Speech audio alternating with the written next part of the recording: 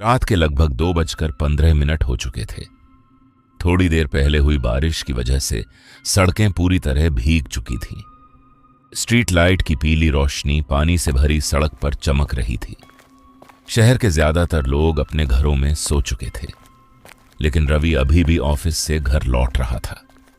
आज काम बहुत ज्यादा था, एक के बाद एक फाइलें, मीटिंग और ओवरटाइम।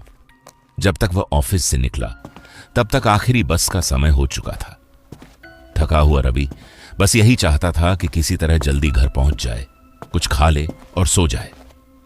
उसे बिल्कुल भी अंदाजा नहीं था कि आज की रात उसकी जिंदगी की सबसे अजीब और डरावनी रात बनने वाली है।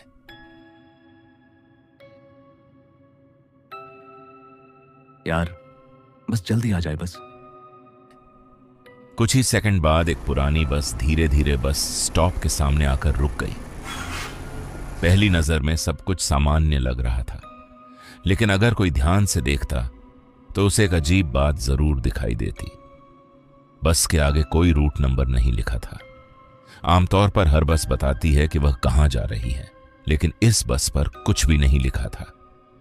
लेकिन थकान इंसान से बहुत सी चीजें नजरअंदाज करवा देती हैं, और रवि ने भी वही गलती की। बस के अंदर बहुत ज्यादा लोग नहीं थे, कुल मिलाकर 4 यात्री बैठे हुए थे।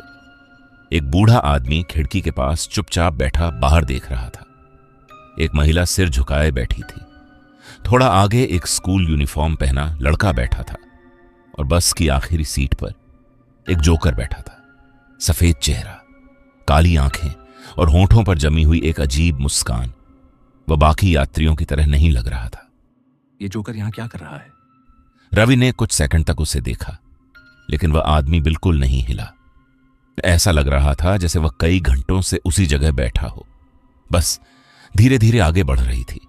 बाहर अंधेरा था, सड़कें खाली थीं, सब कुछ सामान्य दिखाई दे रहा था। लेकिन कुछ मिनट बाद रवि ने अपना फोन निकाला। समय था 2:17। उसने फोन वापस जेब में रख लिया। कुछ देर बाद उसने दोबारा देखा, 2:17।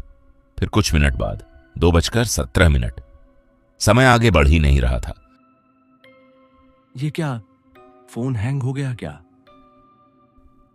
थोड़ी देर बाद बूढ़ा आदमी उठता है और रवि के बगल में जाकर बैठ जाता है। तुम यहां नए हो? क्या मतलब? कुछ देर में समझ जाओगे। बूढ़े आदमी की आवाज में कुछ ऐसा था जिसने रवि को असहज कर दिया। ऐसा लग रहा था जैसे वह कोई ऐसी बात जानता हो जो रवि नहीं जानता। बूढ़ा आदमी वापस चला जाता है। रवि खिड़की की ओर देखता है। जब रवि थोड़ी देर बाद वापस देखता है तो वो बूढ़ा आदमी बस में नहीं था। वो बस से गायब हो चुका था, उसकी सीट खाली थी। अरे अभी तो यहीं था, कहां चला गया? बस कहीं नहीं रुकी थी, दरवाजा भी नहीं खुला था, फिर भी बूढ़ा आदमी गायब हो चुका था।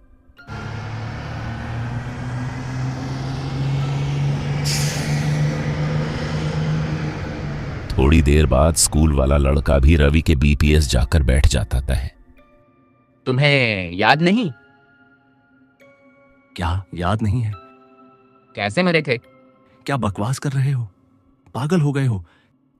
लड़के के चेहरे पर हल्की मुस्कान आ गई, लेकिन वह सामान्य मुस्कान नहीं थी।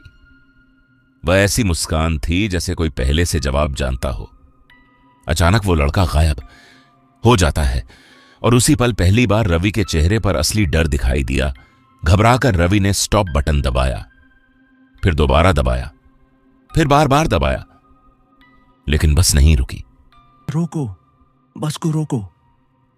उसे पहली बार महसूस हुआ कि शायद वह इस बस से उतर नहीं सकता। थोड़ी देर बाद वो बुढ़ी औरत भी बस से गायब हो जाती है। रवि को कुछ समझ नहीं आता कि आखिर उसके साथ क्या हो रहा है। रवि को सबसे पीछे बैठे हुए आर्ट द क्लाउड उस जोकर पर शक हुआ, क्योंकि पूरी बस में सिर्फ वही एक ऐसा यात्री था जो कभी अपनी सीट से नहीं उठा, जो कभी कुछ नहीं बोला, और जो लगातार रवि को घूर रहा था। कौन है तू? बस के सभी लोग कहां गए? क्या किया तूने उनके साथ? क्लाउड रवि के किसी भी सवाल के जवाब नहीं देता, बस उसे एक टिकट देता है जिस पर लिखा था फाइनल डेस्टिनेशन, आखिरी मंजिल अब डर घबराहट में बदल चुका था। रवि तेजी से बस के अगले हिस्से की ओर भागा। उसे उम्मीद थी कि ड्राइवर उसे बताएगा कि आखिर हो क्या रहा है, लेकिन वहां कोई नहीं था। ड्राइवर सीट पूरी तरह खाली थी। रवि बार बार ड्राइवर को आवाज लगा रहा था, ड्राइवर, ड्राइवर, पर कोई जवाब नहीं आया। फिर भी बस लगातार आगे बढ़ रही थी, जैसे उसे किसी मंजिल तक पहुंचना ही हो। पर रवि ने जिसे ही पीछे मुड़कर देखता तो सभी यात्री वापस आ गए थे, पर वो बुरी तरह घायल थे, जैसे कि उनका एक्सीडेंट हुआ हो। हम वही हैं जो कभी घर नहीं पहुंच पाए, जैसे तुम। नहीं, मैं जिंदा हूं।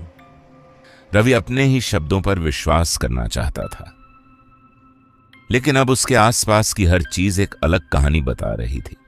तभी आर्टहेड क्लाउड उसके सामने आता है और उसका हाथ पकड़ता है, और तभी उसकी यादें लौटने लगीं। उसे याद आया कि जब वह सड़क पार करके बस स्टॉप की ओर जा रहा था, उसकी नजर फोन पर थी। सड़क गीली थी और उसी समय एक तेज रफ्तार ट्रक उसकी ओर बढ़ रहा था, और उसने रवि को जोरदार टक्कर मारी और बस का इंतजार करने से पहले ही मौत उसके पास पहुंच चुकी थी। अचानक बस रुकती है, बस के सभी यात्री नीचे उतरते हैं, आर्टहेड क्लाउड खड़ा होता है। अब रवि सब समझ चुका था। यह बस कोई सामान्य बस नहीं थी, यह उन लोगों की आखिरी सवारी थी जो अपनी मंजिल तक पहुंचने से पहले ही दुनिया छोड़ चुके थे। रवि उस बस को देखता है। धीरे धीरे वो बस धुंध में गायब हो जाती है। कुछ लोग घर पहुंचते हैं, कुछ लोग अपनी मंजिल तक, और कुछ एक ऐसी बस में सफर करते हैं जिसका नंबर कभी लिखा नहीं जाता। Thanks for watching.